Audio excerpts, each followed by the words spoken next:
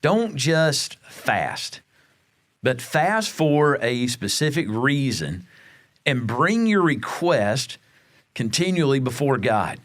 Whenever I fast, I write my requests down on pieces of paper and I take them to the wall in a little prayer closet that I've made in my office here at the church. And here recently, these 3 requests represent something I've been fasting for and asking God for. And what's amazing about these 3 requests, like many of the requests that I've brought before the Lord in recent days and recent weeks of prayer and fasting, He answered these requests specifically, almost exactly for what I was asking for. God has answered them. So it's really exciting. I have a place also in that prayer closet that when God answers those requests, I write down the date when I started asking for it. I write down the date of when God answered it. And I have a little space that I put there just kind of as a memorial. Look what God has done. It encourages me in prayer. But what do you do when He doesn't answer those requests specifically?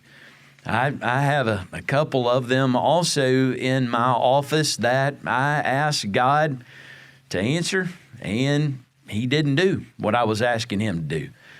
So how do you respond to that? My counsel to you would be this. Sometimes God may not give you what you want, but He can give you the strength and encouragement that you need. And an example of that coming about by prayer and fasting is in Psalm 63. David is away from people, and because of that, he's in a dangerous place. He's in the wilderness, and he is also separated from physical food and water, the nourishment he needs for his body. But while he is out there starving, he's also experiencing a real satisfaction that only the Lord can bring. And so it's kind of Psalm 63 is this blurred place that happens in fasting where the physical hunger reveals the spiritual starvation that we often can't feel and sometimes that we neglect. Fasting brings us to a place that food can't touch, but only God can feed. And that's where David is. And he says at the end, and I'm not going to read the entire passage, but verses 1 through 8 explain this incredible experience of satisfaction that the Lord gives him. And then he says in verses 9 and 10, he says, but those who seek to destroy my life, and you got to understand this, the Lord has spoken to him, the Lord has satisfied him, but he's still in danger. He's still in the wilderness. He's still physically hungry. He has some real tangible things that he still needs from the Lord. And maybe that's a later chapter in his story, and we all kind of know that it is.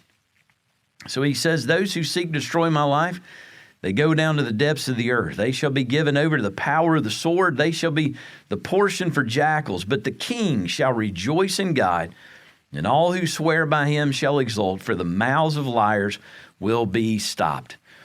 He's still in the wilderness. He's still in danger, but man, his faith is encouraged. He's strengthened and he's hopeful. And I've experienced that too in prayer and fasting. It's awesome when God gives you those specific things that you're asking for, man, those tangible things that you're really needing God to do. It's exciting to see him do that. But I've had that one recently where it didn't go on paper exactly the way that I prayed and fasted. But I can tell you this, God gave me some fresh perspective on a situation. He's given me some hope for the future that I really didn't have when some of those things began to happen. I was filled with fear. And through prayer and fasting, the Lord gave me hope. He gave me vision. He excited me about new possibilities. He strengthened and he grew my faith, just like David, man. You may be there. You may fast and pray, and immediately you may still be in the wilderness. Those petitions just kind of hang on the wall, and God says no. But maybe there's a new chapter coming. There's a new story that's yet to be written. But in the immediate, sometimes God doesn't give you what you want, but man, he does give you the faith and the strength and the perseverance that you need.